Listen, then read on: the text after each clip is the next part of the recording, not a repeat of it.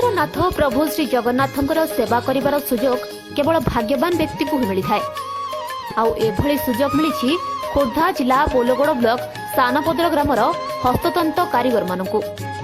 मोसराज सूतारे हस्ततंत गामुछा बुणुथिबा एही ग्रामर कुशली बुणाकार मानकु नै रथयात्रा समय महाप्रभुंको व्यवहार पई मोसराइज सूतारे हस्ततंत गामुछा जुगाई दैथांती।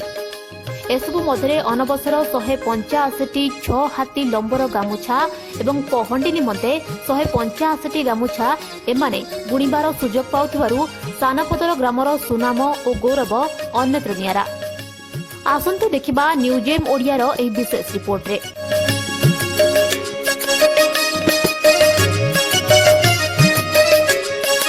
चालीछि भଳି कि भଳି 6 हाथी लंबर मसराइज गामुछा बुणा। बुणाकार माने सेमानंको कुशली हातरे विभिन्न प्रकार गामुछा तैयारी करिबारे व्यस्त।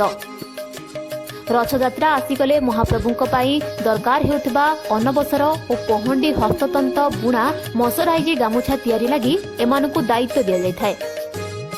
आउ एथिपाई मध्य मंदिर प्रशासन पक्षरु एमानकु अनुमति दिया जायछि।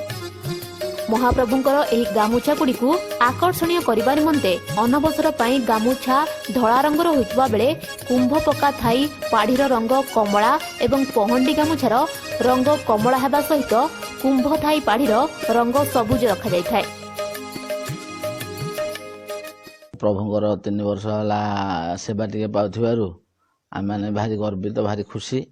सेवा कार्पण्य देबा फले किबा असाध्य महितले 2 वर्ष होला सुरुखुरी जीवा बेले ए वर्ष लॉकडाउन जो टिके तकलीफ होगा पड़ा तथापि ठाकुरंकर जोठी सेवा काम चली सेठी असुविधा कौन हम तथापि सब सुरुखुरी पर्यंत चली। ठाकुर ये 6 हाथी गामछा गोटे क्वालिटी और 5 हाथी गामछा गोटे क्वालिटी ये भी टाणी एथरे भरणा पुणी एथरे बांध बंधा आउ सब प्रकार कार्य विभिन्न कर्मचारी माने सब कर चली आउ ता भितरे किए नली बुलाउची किए बुणुची विभिन्न प्रकार कर्म आ भितरे नियुक्ति करा जायछि एवं 16 कारीगर एथरे भी नियुक्ति होइछन्ति। 16 खंड तंत्र चली प्रभुଙ୍କ ପାଇଁ आउ सेथरे सुरुखुरे चली काम। आमे पहंडी रथ यात्रा गामछा तैयारी करछु वस्त्र पिला आम फैमिली धरिकी आमे पुरुष संगरे लागिकी काम तैयारी करछु।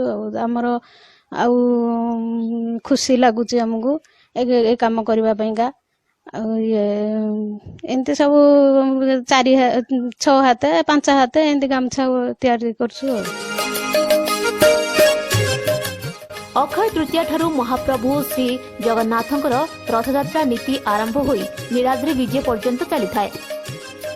तेरे चलित वर्ष लॉकडाउन कारणरू बुणाकार माने मनउणा करि दैथिले हेले बयनिका ठारू एप्रिल मास 18 तारिख रे पत्र संख्या 844 माध्यम रे बराद पाइबा परे समस्तक मन खुशी रे गदगद हो जाइथिला।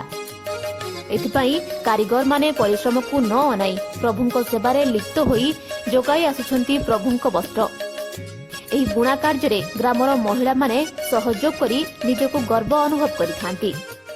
आमे महाप्रभुंकर जगन्नाथकर काम तत काम करछु आ सहयोग करछु। आम परिवार सब कामरे लागिछु। आम काम करबा भारी भल लागुछि। माँ दुर्गा टेक्सटाइल एवं डाइंग वर्क्स ना रे मोर गोटे हस्ततंत बयन शिल्प संस्थाटी अछि। मोर एठी ठाकुरंकर अणसर गामुछा एवं पहंडी गामुछा तैयारी करबा पई 16 जन बुणाकार मोर नियुक्त होइछन्ति। चलित वर्ष लॉकडाउन जो हेगला सरकारक नियम अनुसार कंचा माल आनिया पे असुविधा होला सबु पर भी ठाकुरंक काम जेहेतु होउछि हमकु गोटे बाट मिलीगला ठाकुरंक कृपारू। बाटटा कौन मंदिर प्रशासन आमको सहयोग करछन्ति। बयनकार को आदेश देले बयनकार आदेश क्रमे मते भी आदेश है। लॉकडाउन पर रास्तार जो जीवा लॉकडाउन समय रास्तार जीवा आसा आम असुविधा पड़ा बेगुनिया थाना अधिकारी आमको बहुत सहयोग करते पास भी प्रदान करते कंचा माल आने बहुत सुविधा है। काम दाम सुरखुरे चली ठाकुरंकर अणसर नीति पाखे आसुची। 30 तारिख सुधा आम ठाकुरंकर अणसर गामुछा एवं पहंडी गामुछा 5 हाथी और 6 हाथी नहीं पहुँच करू बयनिकार ठाकुर काम कर बहुत आनंद। मो ग्रामवासी मोर बुणाकार मु भी निजे बुणुची बहुत आनंद अनुभव करूँ। निश्चित भाव में आम आपण माध्यम धन्यवाद देवाक चाहबू श्रीमंदिर प्रशासन पुरी तत्सहित बयनिका एवं पर थाना अधिकारी बेगुनिया सहित सानपदर ग्रामर बुणाकार संप्रदाय और प्रभास बाबू कार्यक्रम जितेबाला सानपदर गाँ कवि तीर्थ भाव में गर्व अनुभव करुला ठीक से ही समय प्रभुंर अणसर गामुछा जगन्नाथंकर पहंडी गामुछा को प्रस्तुत करी बुणाकार संप्रदाय माने निजर वृत्ति को निजर ना को गौरवान्वित गर्वित करने सहित सानपदर ग्राम को नुआ परिचय देइचंदी। ओडिशा रे आउ गोटे नूतन परिचय सृष्टि करने को जाउछि सानपदर गाँ। प्रभु जगन्नाथंकर सेवार समर्पित होइचंदी सानपदर गाँर समस्त बुणाकार माने। तेणु आमे समस्ते बहुत आनंदित और गर्वित ता सहित निजको धन्य मन करुचु जे प्रभु जगन्नाथंकर आशीर्वाद सानपदर गाँव टिके पड़िछि।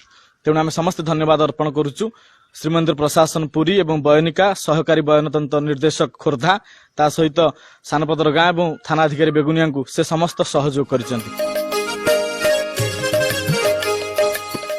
बेगुनिया संजीव सेठी रिपोर्ट न्यूज ओडिया।